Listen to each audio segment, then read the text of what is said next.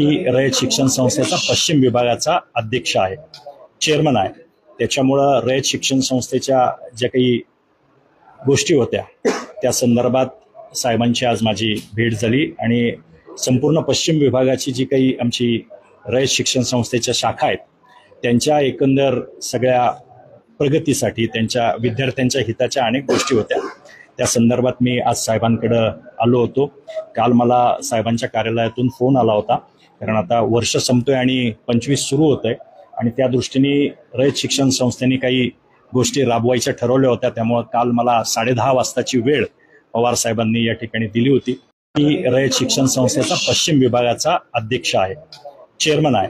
त्याच्यामुळं रयत शिक्षण संस्थेच्या ज्या काही गोष्टी होत्या त्या संदर्भात साहेबांची आज माझी भेट झाली आणि संपूर्ण पश्चिम विभागाची जी काही आमची रयत शिक्षण संस्थेच्या शाखा आहेत त्यांच्या एकंदर सगळ्या प्रगतीसाठी त्यांच्या विद्यार्थ्यांच्या हिताच्या अनेक गोष्टी होत्या. त्या संदर्भात मी आज साहेबांकडे आलो होतो.